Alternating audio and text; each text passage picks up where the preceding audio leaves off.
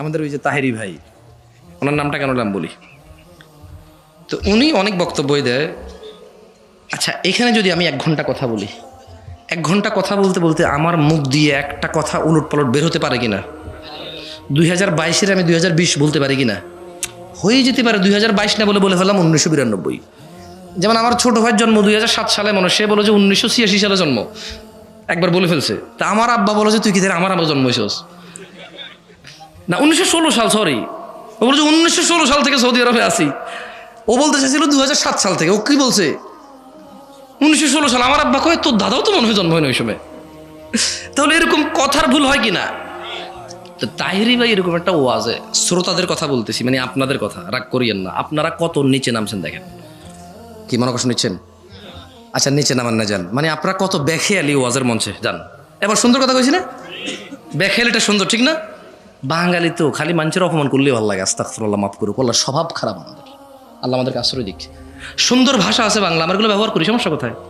তাহলে আমরা শ্রোতারা কত বেখেয়ালি। তো উনি ভাষা দিবসকে 1971 সাল বলে বলছে, ঠিক কিনা? এইখানে ওনার ওয়াজ তো মাশাআল্লাহ অনেক মাস হয়, সবাই বলছে ঠিক।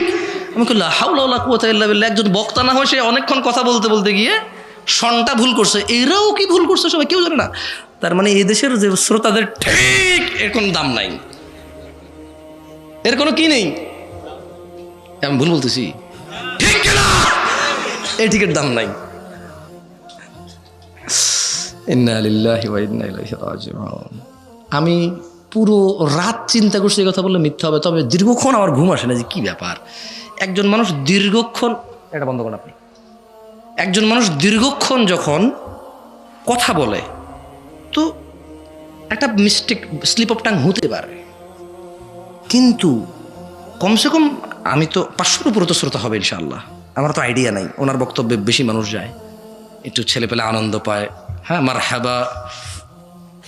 তো আমি বললাম যে এই শ্রোতাদের সামনে এত বড় একটা স্লিপ অফ টাং, প্রত্যেকটা শ্রোতা বলছে যে ঠিক, তাহলে আমাদের দেশের হুজুররা যে কিছু হলে বলে চ্যালেঞ্জ করলাম 1 লাখ টাকার, যদি ঠিক না সব বলে ঠিক। আমি আরে তোমার চ্যালেঞ্জের 5 পয়সার দাম নাই, এখানে শ্রোতারা যাই কয় তাই কয় ঠিক।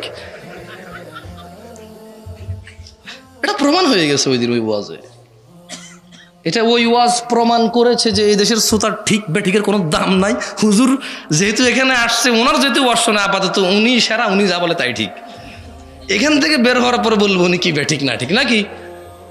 আল্লাহ আমাদেরকে আশ্রয় দিক, তাহলে আমরা ওই রকম শ্রোতা হব না ইনশাআল্লাহ। আসুন, আমার দেরি হয়ে যাচ্ছে, সেক্ষেত্রে লেট হয়ে যাবে, শেষ করি। আল্লাহ তাআলা বলছেন ফাসবির সাবরান জামিলা। সুতরাং মুহাম্মদ সাল্লাল্লাহু আলাইহি সাল্লাম আপনি ধৈর্য ধারণ করুন, পরম ধৈর্য। ইন্নাহুম ইয়ারাউনাহু বাঈদা। তারা ওই আযাবটাকে অনেক দূরে মনে করে। ওয়া নারাহু করিবা। আল্লাহ বলছে যে আমি এটাকে দেখছি আসন্ন, মানে এসে যাবে। তাহলে এক ব্যক্তি কি চাইছে, কি আসুক? যেটা অবধারিত আসবেই আসবে। কাফেরদের জন্য এটা রক্ষা করার। তো এই কথা বলতে গিয়ে আল্লাহ সুবহানাহু ওয়া তাআলা বলছেন যে তারা মনে করে যে এটা অনেক দূরে আযাব। এই জন্য তো ছেলেটা এরকম চুল কাটে। আর্জেন্টিনা, ব্রাজিল কি কি আছে ওর মতো। যদিও আমি ইউরোপের মধ্যে আমেরিকা, যুক্তরাষ্ট্র, ফ্রান্স, ইটালি এগুলোর নাম ভালো জানি, বাকি আর্জেন্টিনা, ব্রাজিল এই দেশে সত্যি কথা যেটা এখানে ঢুকার পরে এই জাতীয় পতাকা একটা 4 কিলোমিটার 5 কিলোমিটার বানায় এরা। এদের বাপের পয়সা আছে ভাই। এটা ভিন্ন কথা। নীলফামারী, ওই পঞ্চগড় ওদিকের মানুষ শীতের কাপড় ছাড়া মারা যায়, এটা ভিন্ন কথা। এটা ভিন্ন কথা।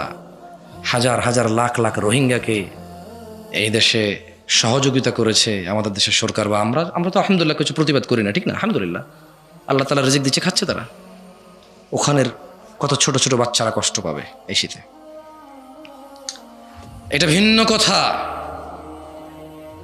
যে ঢাকা শহরে ঢুকলে রাস্তার 2 সাইডে পাগল হোক মানুষ, তো আরে ও না পাগল কিছু জানে না, ওকে যদি আমি একটা শীতের কাপড় দেই, একবেলা খাবার দেই, আল্লাহ তো জানে নেকি তোর ওই পাগলে দিবেন, আবার সুস্থ মানুষ দেবে না, নেকি দিবে কে?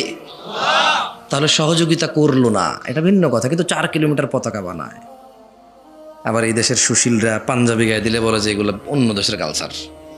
এখন আবার অন্য দেশের পতাকা বানায় ঘুরলো, এটা আমাদের দেশীয় কালচার হয়ে গেছে এখন। ये बहुत मजेदार बात है, हमको बड़ा मजा आता है ये सब बात सुनने में। পাঞ্জাবি পড়লে এটা কি আমাদের দেশীয় কালচার বাঙালিয়ানা? উনি আবার মহিলা মানুষ ব্লেজার পরে বলতেছে বাঙালিয়ানা। তা আমরা তো জানি যে দেশে মহিলারা শাড়ি পরবে, এটা বাঙালিয়ানা। আমি কি শাড়ি পরতে বলছি? ব্লেজার পরতে না করছি। আমি খালি বলছি যে এই দেশের মানুষ আমরা জানি যে পুরুষের লুঙ্গি গামছা পরবে, এটা হচ্ছে বাঙালিয়ানা। পাঞ্জাবি পরবে কাটা, এটা হচ্ছে বাঙালিয়ানা। ধুতি পরবে বাঙালিয়ানা। শাড়ি পরবে, ব্লাউজ পরবে, ছায়া পরবে বাঙালিয়ানা। কি আনা? আমি কি পরো কোনটা পরো না পরো এরকম কিছু বলতেছি? উনি আবার পাঞ্জাবি নিয়ে কথা বলতেছে, পাঞ্জাবি হচ্ছে সৌদি আরবের কালচার, আরব কালচার। এটা এটা যে দেশে বেমানান, এটা তো এখানে চলতে পারে না, এটা তো বেমানান। কেন? এটা কি বাঙালিয়ানা নাকি? তো আপনি ব্লেজার পরে, ওটা খুব বাঙালিয়ানা, এটা খুবই বাঙালিয়ানা। আল্লাহ আমাদেরকে ক্ষমা করুন।